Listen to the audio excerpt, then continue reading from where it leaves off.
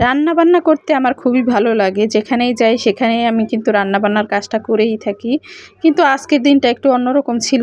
কেননা আজকে প্রচণ্ড পরিমাণে গরম ছিল। আসসালামু আলাইকুম, ওয়েলকাম জানাচ্ছি আমার ছোট একটি ব্লগে। আশা করি সকলেই ভালো আছেন। আলহামদুলিল্লাহ আমিও ভালো আছি।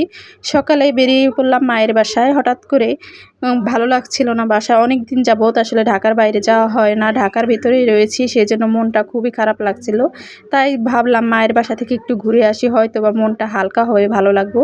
তাই চলে আসলাম মায়ের বাসায়। এসে দেখি মা তো রান্নাবান্নার কাজ করছে। তো মাকে রান্নাবান্নার কাজে করতে দেখে আমি কি আর বসে থাকতে পারি বলুন তো? আমি লেগে পড়লাম রান্নার কাজে। মাকে সব কাজে সাহায্য করছিলাম হাতে, হাতে। আজকে অনেক গরম ছিল, তাপমাত্রা বেশি ছিল। এখানে এসে আমি আরও গরমে অনেক অস্থির হয়ে যাচ্ছিলাম। মাও অনেক কষ্ট হচ্ছিল রান্নাবান্না করতে। সেজন্য ভাবলাম আমি কিছুটা হেল্প করলে মার হয়তোবা একটু ভালো লাগবে। কিছুক্ষণ মা রান্না করছিল, কিছুক্ষণ আমি রান্না করছিলাম। এভাবে মিলে-ঝিলে রান্না করছিলাম। যাই হোক, সব কিছু রান্নাবান্না করে যখনই সবাই মিলে একসাথে খেতে বসবো, ঠিক সেই সময়ই বিদ্যুৎটা চলে যায়। তখন আরও অনেক খারাপ লাগছিল যে এমনিতেই অনেক গরম, তারপর বিদ্যুৎ চলে গিয়েছিল। তারপর ছেলের ক্ষুধা লেগেছিল, নামাজ পড়ে এসেছিল। আর এটা আসলে শুক্রবারের ভিডিও ছিল, তো আজকে শেয়ার করছি আপনাদের সাথে, সেটা বলে নিই। তো নামাজ পড়ে এসে সবাই খেতে বসলো, তাই সবাইকে খেতে দিলাম। আর আমি তো পাখা দিয়ে বাতাস করছিলাম, সেটার ভিডিও আর করা হয়নি, যেহেতু অনেক গরম ছিল, ভালো লাগছিল না। আর বিকেলবেলা বসে পড়লাম পিঠা বানানোর জন্য। মা আর বোন এসেছিল বরিশাল থেকে, কিছু চালের গুঁড়ি নিয়ে আসছিল। এই গুঁড়িগুলো দিয়ে পিঠা বানাচ্ছিলাম। তেলের পিঠা খেতে মনে চাইছিল।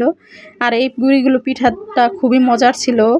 এই চালগুলো দিয়ে খুব সুন্দর একটা মিষ্টি, মিষ্টি ঘ্রাণ আসছিল। আমার কাছে অনেক ভালো লেগেছে। এগুলো বরিশাল থেকে আনা চালের গুঁড়ি, খুবই ভালো লাগছে।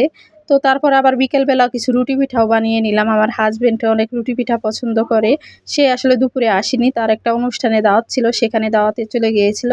বিকেলবেলা আমাদের নিতে আসলো, তাই তার জন্য রুটি পিঠা বানিয়ে দিলাম। গরুর মাংস দিয়ে রুটি পিঠা খেতে অনেক পছন্দ। তো অল্প কিছুই রুটি পিঠা বানিয়েছিলাম, সেগুলো সবাই মিলে আবার খাওয়া দাওয়া করলাম সন্ধ্যার আগে। খাওয়া দাওয়া শেষ করে তারপরে আসলে বাসায় আসবো একবারে রাতের খাওয়া শেষ করে। কেননা বাসায় যেয়ে আবার রান্নাবান্না করাটাও একটা ঝামেলার বিষয়। সেজন্য একবারে খাওয়া দাওয়া করেই তারপরে এই বাসায় চলে আসবো। এই তো দেখুন, আসার আগে আমার মা সব কিছু গুছগাছ করে দিচ্ছিল। যখনই যাই না কেন, যাই তৈরি করুক না কেন, সব কিছুই কিন্তু আবার অল্প অল্প করে বাটিতে বাটিতে দিয়ে দেয়। আমার ছেলে মেয়ে ওদের জন্য, যে ওরা বাসায় যেয়ে আবার খাবে, সেই জন্য সব কিছু গুছিয়ে দিচ্ছিল। এই তো আমি সব কিছু গুছ করে নিয়ে এখন চলে যাব বাসা। আর বাসায় ফিরতে ফিরতে অনেকটা রাত হয়ে গিয়েছিল। রাস্তাঘাট দেখুন কতটা সুন্দর লাগছিল। রাতের বেলা কিন্তু ঢাকার পরিবেশটা একটু অন্যরকম, ভালোই লাগলো। মনটা অনেকটা হালকা হলো আজকে। অনেকদিন ধরে আসলে বন্দি থাকার পরে আজকে একটু বাইরে বেরোলাম, মনটা অনেকটা ভালো লাগছে। এই ছিল আমার ছোট্ট একটু ভিডিও। ভিডিওটা ভালো লাগলে দয়া করে আপনারা একটু শেয়ার দিয়ে যাবেন, লাইক কমেন্ট করবেন। ধন্যবাদ।